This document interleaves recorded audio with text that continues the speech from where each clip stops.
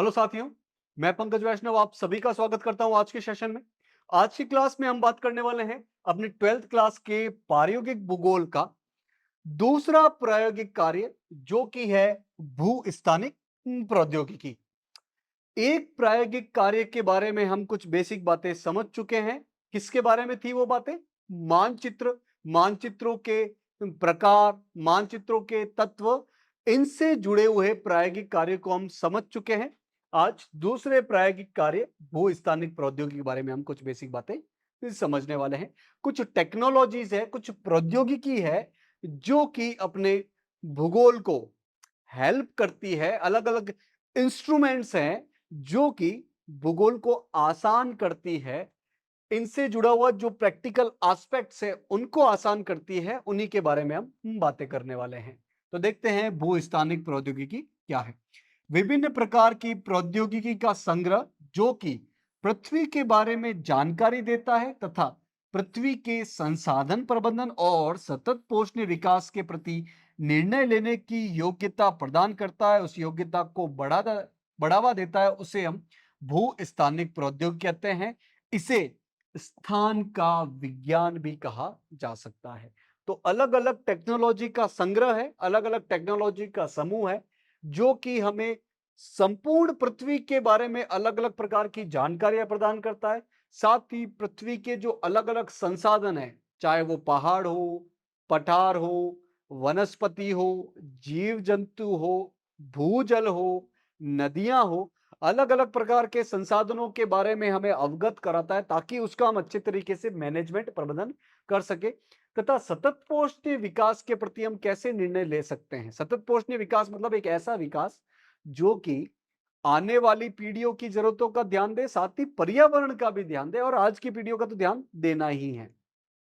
तो इनसे जुड़े हुए निर्णय को मजबूती से हम ले सके, सोच समझकर ले सके, इसमें ये टेक्नोलॉजीज हेल्प करती है। इसे स्थान का विज्ञान भी कह सकते हैं। इस प्रौद्योगिकी में मुख्य रूप से दूर संवेदन, जीपीएस और जीआईएस शामिल हैं। कुछ बेसिक बातें अभी हम देखते हैं, फिर डिटेल में इसके बारे में और बातें देख लेंगे। ये जो दूर संवेदन है, मतलब दूर से ही संवेदन करना, दूर से ही चीजों को हासिल कर लेना। इसका उद्देश्य पृथ्वी की सतह के बारे में निष्पक्ष एवं दूर से अनुभव किया गया वास्तविक समय के आंकड़ों को प्रदान करना होता है। तो ये वास्तविक समय के आंकड़ों के बारे में बताता है, उसी वक्त आंकड़ों को ये बताता है। और ये दूर से अनुभव किया जाता है, दूर संवेदन है, और ये निष्पक्ष तरीके से टेक्नोलॉजी है, निष्पक्ष तरीके से ये बात बताती है। दूसरा है जीपीएस। ये एक ऐसा उपकरण है जिसे क्षेत्रीय कार्य या सर्वेक्षण प्रक्रिया में प्रयोग किया जाता है, जिससे पृथ्वी की सतह पर अलग अलग विशेषताओं की अवस्थिति की जानकारी देने में सहायता मिलती है। तो ये जीपीएस जो है, इसका प्रयोग कहां किया जाता है? सर्वे में किया जाता है, अलग अलग क्षेत्रीय कार्यों में किया जाता है, ताकि पृथ्वी की सतह पर अलग अलग जो भौगोलिक विशेषताएं, जो भौतिक विशेषताएं, उसके बारे में, उसकी स्थिति के बारे में हम सक्षम तरीके से पता कर सके।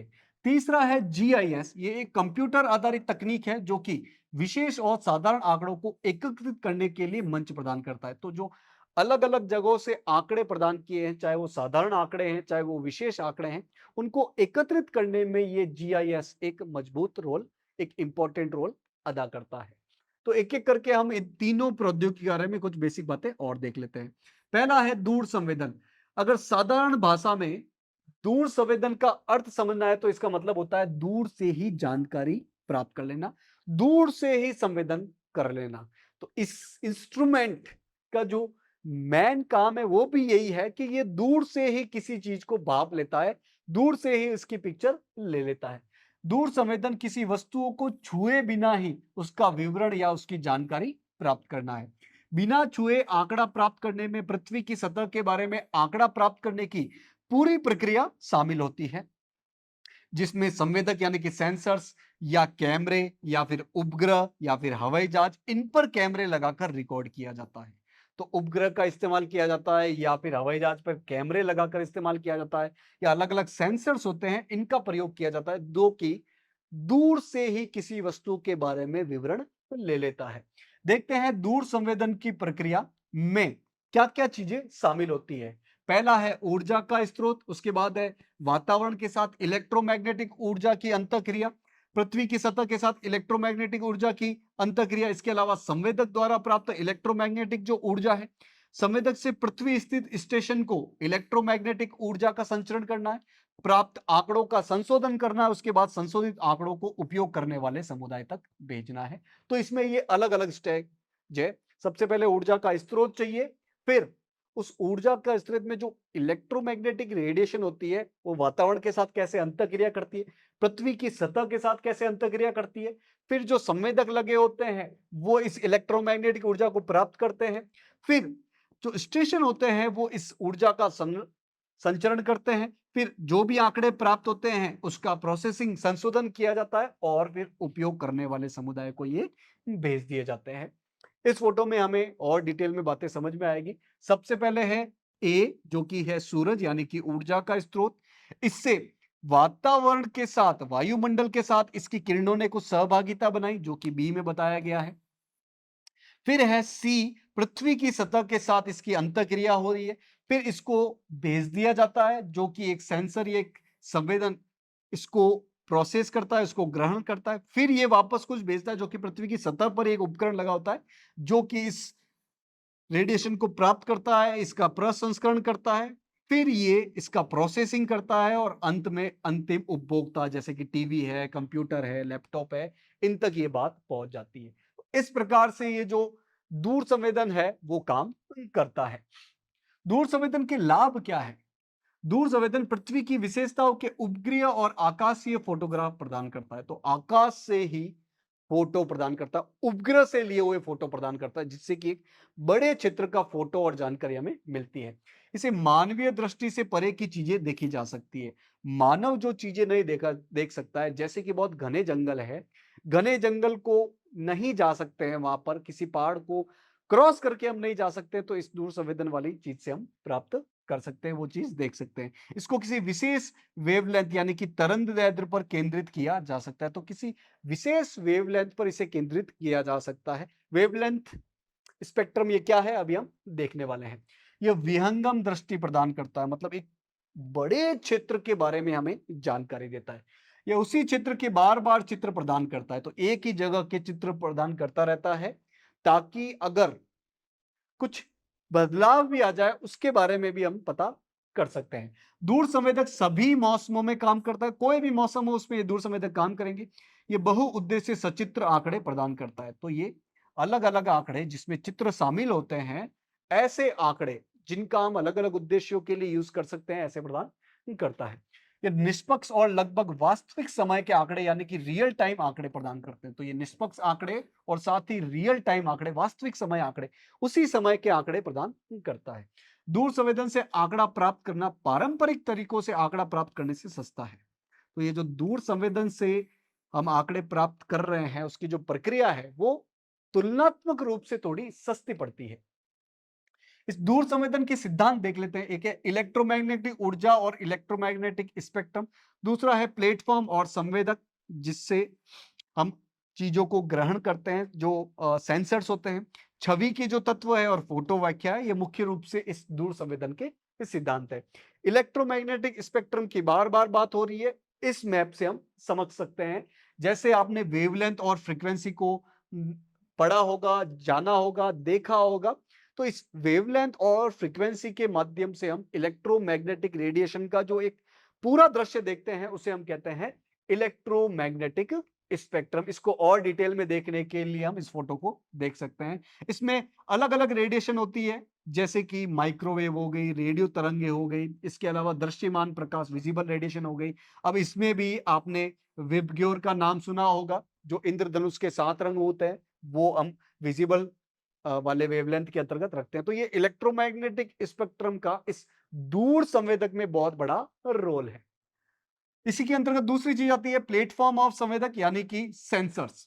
प्लेटफॉर्म एक ऐसा स्थान है जहां पृथ्वी की सतह के बारे में आंकड़ा प्राप्त करने के लिए कैमरा या फिर संवेदक लगाया जाता है। तो प्लेटफॉर्म मतलब कि पृथ्वी का आंकड़ा प्राप्त करने के लिए जिस पर कैमरा लगाते हैं या जिस पर कोई संवेदक सेंसर लगाते हैं, उसको हम बोलते हैं प्लेटफॉर्म।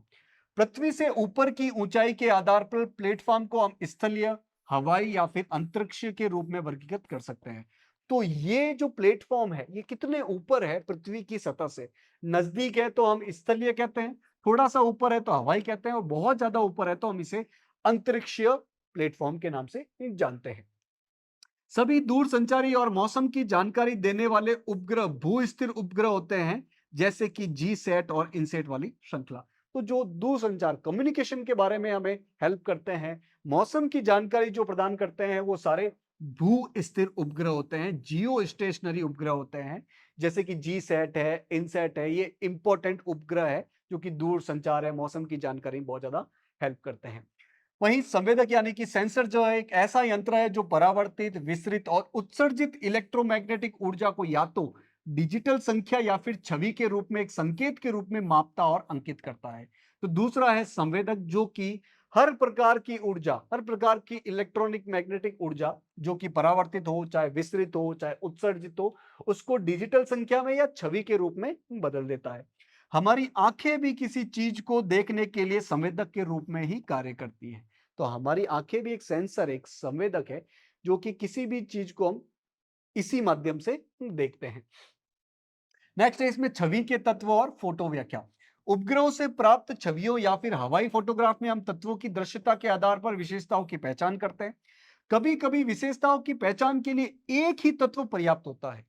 कभी कभार हम किसी चीज की विशेषताओं की पहचान करने के लिए एक तत्व पर निर्भर रह सकते हैं, लेकिन बहुत बार ऐसा होता है कि हमें एक से ज्यादा तत्वों की आवश्यकता पड़ती है। जैसे कि उसका रंग क्या है, उसका टोन, रंगत कैसी है, हल्का काला है, डार्क काला है या भूरे की तरफ है, किस तरह की उसकी रंगत है, उसका आकार क्या है, उसकी शेप यानी कि आकृति कैसी है, उसकी बनावट यानी कि टेक्सचर कैसा है, उसका पैटर्न यानी कि प्रतिरूप कैसा है, छाया कैसी पड़ रही है, संबंधता, स्थान और अवस्थिति क्या है, रिजोल्यूशन क्या है, उसके हिसाब से हम किसी की चीज के बारे में व्याख्या कर सकते हैं। दूसरा है जीपीएस, जिसका पूरा नाम है ग्लोबल पोजिशनिंग सिस्टम, जीपीएस। तो ये जो जीपीएस है वो उपग्रहों का एक जाल तंत्र है। बहुत सारे अलग अलग उपग्रहों का एक जाल है, एक तंत्र है, जो कि पृथ्वी की सतह पर किसी स्थान की ठीक स्थिति को जानना संभव बनाने के लिए निरंतर जीपीएस रिसीवर को सिग्नल भेजता रहता है। हम बहुत बार जीपीएस का नाम लेते हैं। जीपीएस का मुख्य रूप से क्या उपयोग है? पृथ्वी पर स्थित किसी भी लोकेशन के बारे में जानकारी लेना, जो कि हम उपग्रहों के एक जाल तंत्र के माध्यम से प्राप्त करते हैं। तो इसीलिए जीपीएस पृथ्वी की सतह पर किसी स्थान की अवस्थिति की जानकारी अक्षांश और देशांतर के रूप में प्रदान करता है। तो जीपीएस से जो हमें लोकेशन मिलती है वो अक्षांश और देशांतर के रूप में मिलती है, कि 8 डिग्री अक्षांश है और 12 डिग्री देशांतर है। अब अक्षांश में भी उत्तरी है, दक्षिणी है, वो बताता है। देशांतर में भी पूर्वी है, पश्चिमी है, ये भी हम बताता है। किसी चीज की एग्जैक्ट लोकेशन हमें जीपीएस के माध्यम से प्राप्त होती है।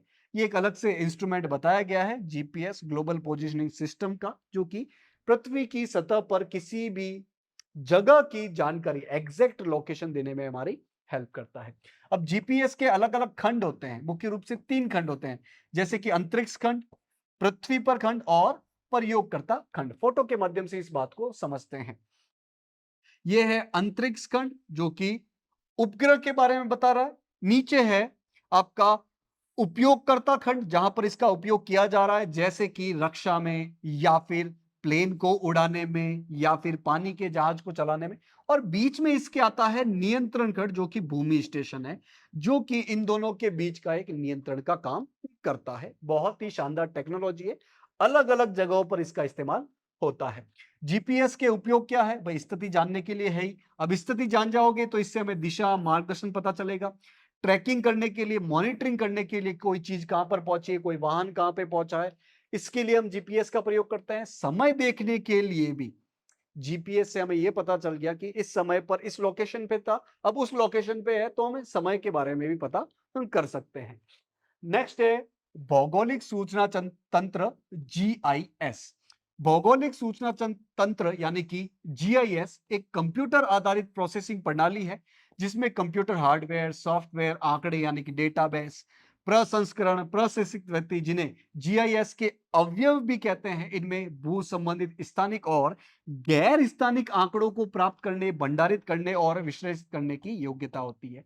तो कोई भी जीआईएस जो होता है वो एक कंप्यूटर आधारित प्रोसेसिंग सिस्टम होता है, जिसमें अलग-अलग प्रकार के अवयव होते हैं। कंप्यूटर हार्डवेयर होगा, सॉफ्टवेयर होगा, बीच में आंकड़े होंगे, इसमें कोई प्रशिक्षित व्यक्ति भी काम कर रहा होगा और ये स्थानिक और गैर स्थानिक, चाहे वो जगह से जुड़ी हो, जगह से जुड़ी नहीं हो, इनसे जुड़े आंकड़ों को प्राप्त करता है, भंडारित करता है और उनको विश्लेषित करके आगे प्रेषित करने का काम करता है। इसमें देख सकते हैं जीआईएस के घटक कौन-कौन से हैं। ये हार्डवेयर है, सॉफ्टवेयर है, एक प्रशिक्षित व्यक्ति है, ये आंकड़ों का भंडारण कर सकता है, उसका प्रक्रिया कर सकता है, उसको विश्लेषित ये कर सकता है। देखते हैं भू-स्थानिक तकनीकों का प्रयोग हम कहां-कहां कर सकते हैं। सर्वेक्षण में इसका प्रयोग किया जा सकता है, किसी भी चीज का सर्वे करना हो तो। भूमि संसाधन का प्रबंधन करना हो तो इसका प्रयोग कर सकते हैं। खेती में इसका बड़ी मात्रा में प्रयोग किया जा सकता है। जल संसाधनों की स्थिति कैसी है, कहां पर है, उसके बारे में जानकारी लेने के लिए हम इसका प्रयोग कर सकते हैं। इसके अलावा मौसम की जानकारी के लिए इस जीआईएस का प्रयोग किया जा सकता है। वन संसाधनों की स्थिति, लोकेशन, उसके लिए इसका प्रयोग किया जा सकता है। मूलभूत संरचना प्रबंधन, इंफ्रास्ट्रक्चर का मैनेजमेंट करना हो, सड़कों, रेलवे पटरियों का मैनेजमेंट करना हो, उसमें कोई प्रोसेसिंग करनी हो तो इसका प्रयोग किया जा सकता है। आपातकालीन प्रबंधन के लिए कोई आपातकाल आ गया है, भूकंप आ गया है, कोई चक्रवात आ गया है, तो उसका प्रबंधन करने के लिए इसका यूज किया जा सकता है। अपराध प्रबंधन करने के लिए, अपराध को रोकने के लिए, उनकी लोकेशन को देखने के लिए इन टेक्नोलॉजीज का प्रयोग किया जा सकता है। तो आज के इस प्रायोगिक भूगोल के अंतर्गत दूसरे प्रायोगिक कार्य में हमने क्या देखा? अलग-अलग भू-स्थानिक प्रौद्योगिकी टेक्नोलॉजी के बारे में हमने समझा है, जिसमें जीपीएस और जीआईएस इंपॉर्टेंट है। तो आपको करना क्या है? आज जो भी चीजें हमने समझी है उसको रिवाइज करना है। हो सके तो आप इनके फोटोज देखिएगा, इनको वीडियोस को देखिएगा। अगर आप इसमें ज्यादा इंटरेस्ट लोगे तो आपको टेक्नोलॉजी के बारे में भी थोड़ी बहुत जानकारी प्राप्त होगी। तो आशा है कि आज की क्लास आपको समझ में आई होगी। आज के इस सेशन से जुड़ने के लिए आप सभी का बहुत-बहुत धन्यवाद।